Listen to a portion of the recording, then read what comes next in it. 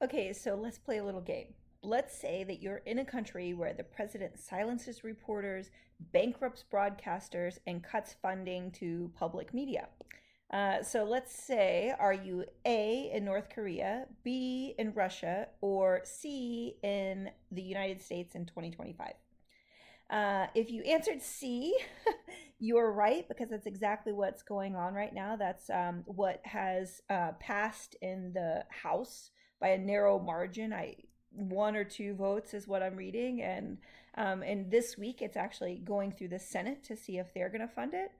Um, and it's interesting because as I read these things, like one thing I always find fascinating is they clump a bunch of things that have nothing to do with each other, and then they expect people to vote on it, which I think is part of the problem. You know, if we're talking about cutting public funding, let's just talk about cutting public funding. Let's not merge it with, do we think that we need to cut U.S. aid to other countries about HIV and AIDS programs? You know, this doesn't make sense to me. But the bigger topic we're talking about today is this cutting the public funding for media, and it's interesting because as I was reading through it, it's called on May 1st, there was an executive order that was put out, and it was called the Taxpayer Subsidization. Okay, get that out of biased and partisan news coverage. So from the beginning we've been getting this line about fake news, and really what I'm seeing is that Trump is upset by anybody who has a different opinion, and he's going to shut you down, and he's going to make sure that your voice isn't heard. Trump has barred the Associated Press from White House coverage. He's silenced the voice of America. Both ABC and CBS have settled lawsuits out of court, $16 million each, for covering the 2024 campaign. This isn't about balanced, this isn't about partisan, this is about control, and this is dangerous. Because public media isn't just about classical music and pledge drives. This is actually local news in rural counties. This is the emergency alerts for floods, storms, and fire. This is educational programs for kids in underserved homes and underserved areas. And this is really a lifeline coverage for in languages that the other media outlets often ignore. And what it's doing is it's cutting stations. It means job loss. It means kind of an information desert, if you will, in these black, these indigenous, these rural and low income communities.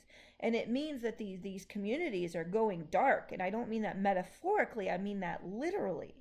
And I don't want to sensationalize, because I think this is part of the problem, is that people want to appeal to your emotions. They want to make you afraid. But it doesn't take tanks in the streets to kill a democracy. It begins with manipulating the story and making sure that only one voice is heard, and that's theirs. And when a president starts suing journalists and banning news outlets and bankrupting stations, that is not patriotism, that's propaganda. And it's not happening somewhere else. It's happening right here, right now. So here's a question for you, and this is how we start to educate ourselves. We start to take our power back. The question is, where are you getting your information? Are you only listening to one news source that, as we've seen, these news sources are not reporting the news, they are reporting their opinions around the facts. These news stations aren't balanced, and what we're doing now is one side of that equation is being cut off so that we're not hearing the other one. So ask yourself, is what I'm consuming, is it balanced, or does it lean to one side or the other? Is it designed to tell the truth, or is it designed to provoke fear? And are you hearing a diversity of voices, or is it just an echo of whoever's in power? So this is the conversation that we need to have. This is how, again, we start to educate ourselves. We start to take back our power. So if you want to subscribe, for more videos where we unpack the truth, we start to talk about how trauma psychological tactics are being used to manipulate us, and we start to talk about the real issues.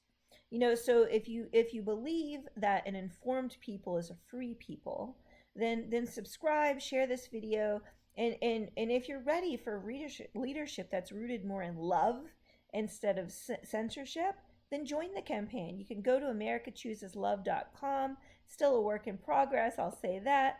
But I want us to be informed. I want us to be free, and I want us to choose love.